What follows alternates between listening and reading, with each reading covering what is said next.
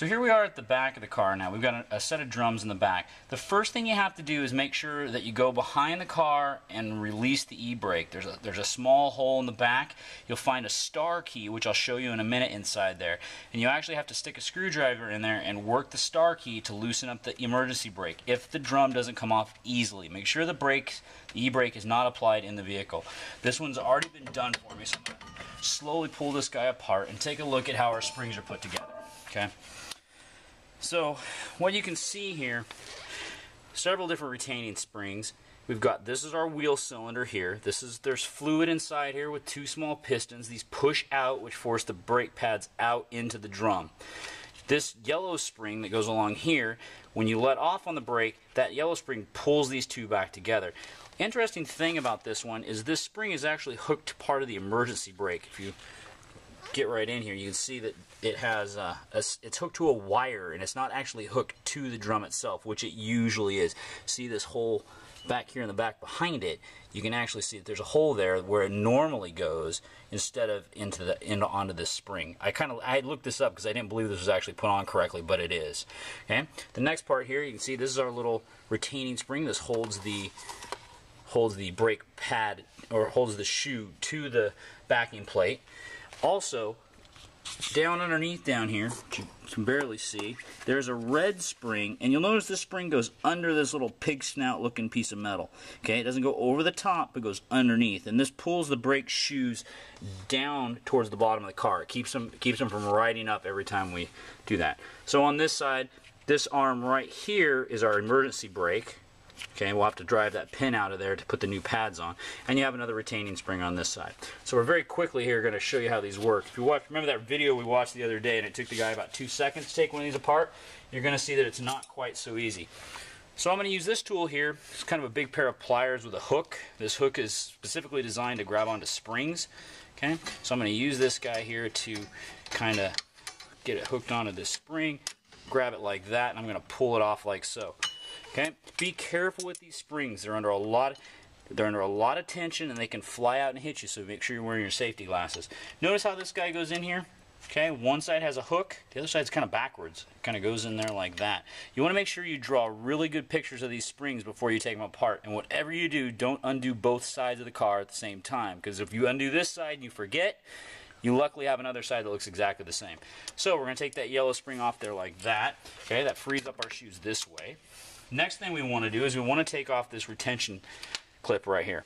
So how we're going to do that, you notice it's got this little pin that comes through the center. So you got to push that down. It's almost like a valve. It's almost like a valve guide on a valve. You push that in, twist it sideways, and pull it back out. I got a special tool for that, but this one's too big. Okay, it's a little teeny car. So luckily for us, on the end of this brake tool, there's another one right here. So we're going to push that in, hopefully. Sometimes you have to reach behind the backing plate and hold the pin, twist it, and it should pop right off. Okay, before this gets too far, notice that this spring fell out of that hole right there. Okay, I'll have to show you when I put it back together because it's all coming apart quick now. Okay, so I'm going to put my springs down on the ground here. I'm going to keep them on the sides they came apart. I'm even going to keep them in a little bit of a shape like how they went back onto the vehicle. It's important that you keep track of this because you will forget really easily how these went back together. I'm going to leave this pin in here, no problem. Let's do this side over here. Same thing, push that in, twist my pin, and off it comes. Okay, and there it is. So now what you see, here's our red spring that was on the bottom. So I'm going to lay this down here like it was on the bottom of the vehicle. Okay, shoe number 1, this is our e-brake here. That piece, I'm going to put it back just the way I found it. Okay, I will bet you when you buy new shoes, that piece will not come on the new shoe. You have to pull off that retaining clip, and you'll have to put this roll pin back into the new set of shoes. So don't ever throw these away before you got new ones. There's a lot of lining on these brake shoes. These were done not too long before this car was donated to me. So these are great. Once again, same rules apply. You should have a lot more pad than you have backing plate. The backing plate here is really thin, and before you know it, these rivets will start riding into your drums, and then once that happens, you've ruined a set of drums. So you want to make sure you catch it way before it goes into these. You probably have to replace the front almost 3 times as often as you replace the back, but don't neglect to keep an eye on the back. Now, our e-brake, Okay, you notice our shoes, pretty much the same exact shoe, except this one, this side doesn't have this pin. Like I said, the new ones won't either, so you have to change that over.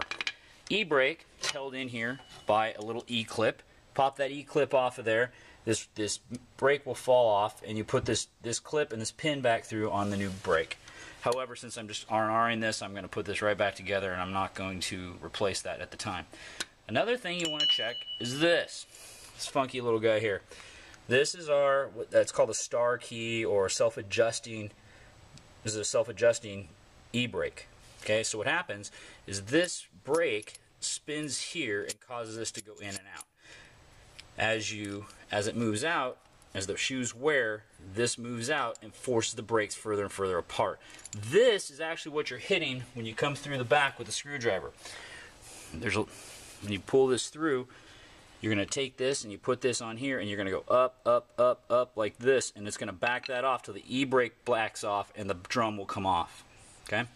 So that's our e-brake. Remember how it went back in there. And you want to make sure the threads are nice and clean on this. We should take this over to the grinding wheel or to the wire wheel and clean this up and make sure it's nice and shiny and pretty when you put it back on so it spins nice and easy. This one looks like it's in pretty good shape. Okay? Notice the keyway on the top here. I'll put my finger behind it so you can see it. Notice it's not the same. Which way did it come off? Did it come off this way or did it come off this way? I looked at it before I pulled it off, and I noticed it comes off that way because our little key fits right behind it like that. So if it doesn't fit behind it, it's not going to work. Alright, let's see if we can put this thing back together. Okay. Notice our wheel cylinders up here. You can push these. If these pistons will go back in, it's a good thing. You usually have to take off the master cylinder cap to put this back together. Okay. So here's my pin here. First thing I'm going to do is I'm going to get this one side up here, line it all back up, see if I can get this retaining pin back on here. Once again, got to push this in, turn it sideways.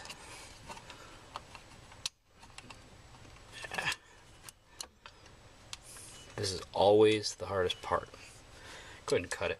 Okay, so all I've done is magically made this little keeper go back on here. All I put on is this pad here, put my star adjuster back in place, and this pad and this retaining clip. Okay, it kind of takes both hands there and trying to make it look simple, so poof, magically it's back on there.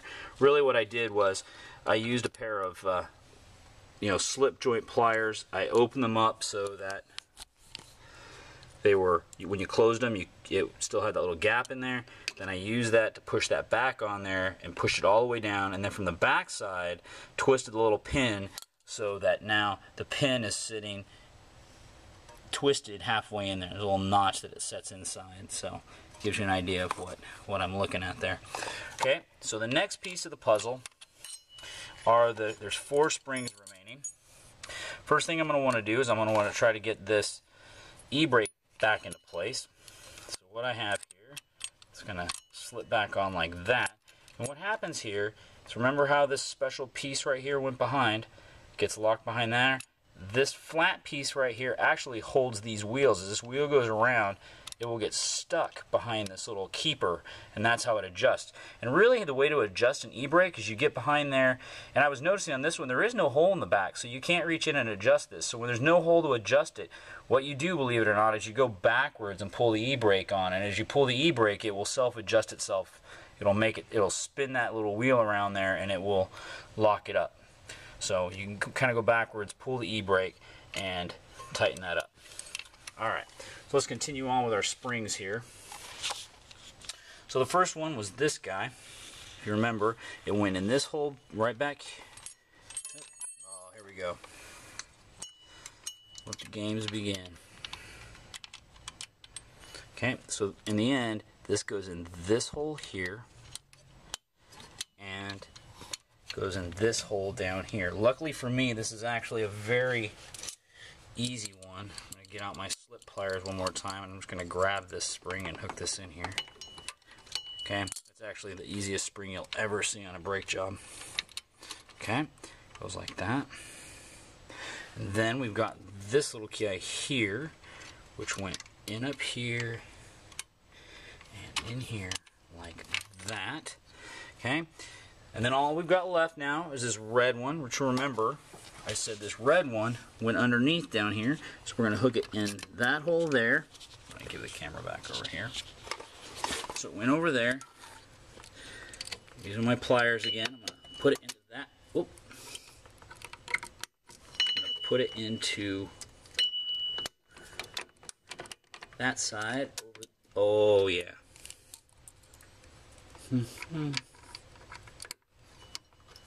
Hope you guys appreciate the trial and error here. Okay, put it back in on that side. Now remember, I said I went below the pig snout, so I'm going to pull this down underneath there like that. Okay, that pulls the whole system down into place. Alright, back up top.